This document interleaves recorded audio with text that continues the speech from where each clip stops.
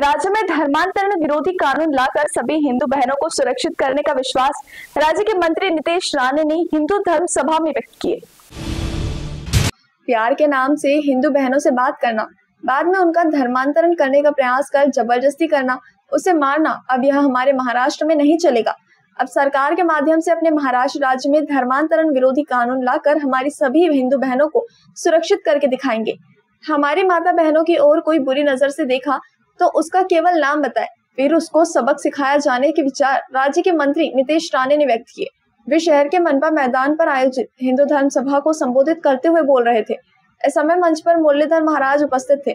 उन्होंने आगे कहा कि जो नियम कानून हिंदू समाज को लागू होंगे वही अन्य समाज को लागू रहेंगे, ऐसा हमारी सरकार में स्पष्ट है। इसके पहले महाविकास आघाड़ी सरकार के समय में सब चलता था, लेकिन अब नहीं। हिंदू समाज के प्रति कोई बुरी नजर से देखेगा तो उसकी खैर नहीं, ऐसी बात उन्होंने कही। हमारे हिंदू राष्ट्र में प्रथम हिंदू का हित देखा जाएगा, बाद में दूसरों का, ऐसा स्पष्ट नियम हमारे पास है। इस अवसर पर मुरलीधर महाराज ने भी संबोधित किया। इस समय बड़ी संख्या में नागरिक उपस्थित थे। इस सभा के पूर्व मुख्य शहर से भव्य रैली निकाली गई। या हिंदू धर्म सभेच्या निमित्ताने माझ्या अगोदर मुरलीधर महाराजांनी असंख्य महत्त्वाच्या विषयावर प्रकाश टाकलेला आहे। मी आज जो आलेलो आहे, जी काय माहिती कानावर आली, आज मी जे आपल्या समोर उपस्थित आहे तो महाराष्ट्र सरकार मधला एक मंत्री म्हणून मी आपल्याशी बोलतोय। महाराष्ट्र सरकारचा प्रतिनिधी म्हणून मी इथे आलेलो आहे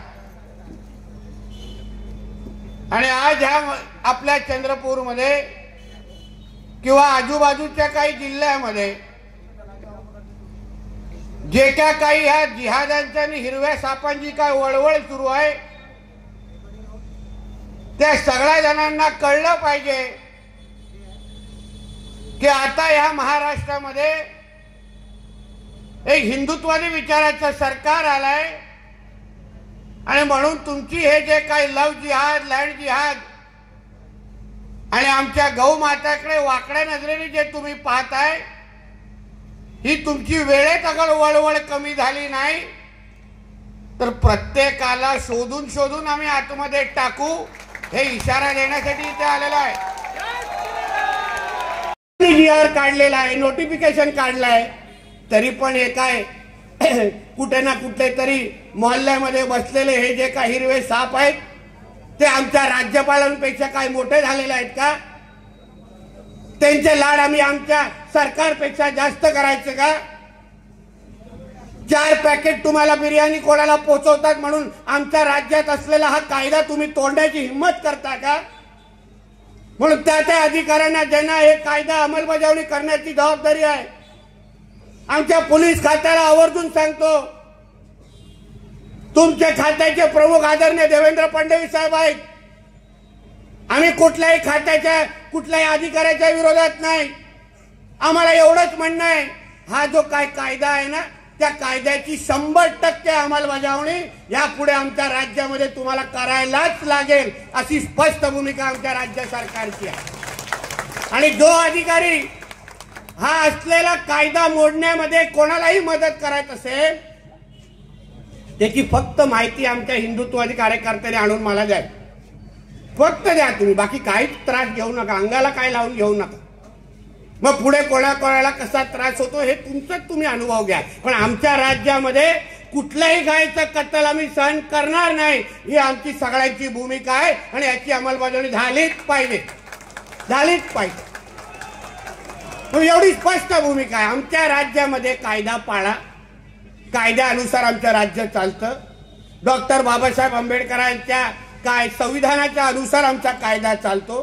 हा काय पाकिस्तान आणि बांगलादेश मधले शरिया कायदा आमच्याकडे लागू नाही आहे, तो तुमच्या अब्बाच्या पाकिस्तानमध्ये आहे, आमच्या शिवरायांच्या महाराष्ट्रामध्ये लागू नाही आहे, हे लक्षात ठेवा। कुठेतरी कोरून ठेवा हातावर, गजनी झाला असाल तर, आणि समजून घ्या हा विषय।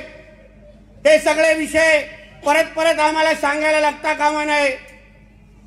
आमच्या राज्यामध्ये फक्त कायद्याची अंमलबजावणी झाली पाहिजे, अहो काय ते गाईचे काही व्हिडिओ मला मुद्दामून काल कोणी पाठवले, यवतमाळच्या वणीचे आणि अन्य भागाचे, अशा ढीक पडलेला गाईंचा. आपली आई आहे ना ती, घरातल्या आई बरोबर असं कोण केलं तर चालतं का?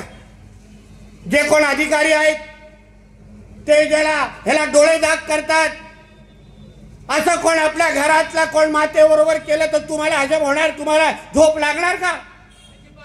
याचा प्रश्न तुम्ही स्वतः एक दुसऱ्याला पहिला विचारा.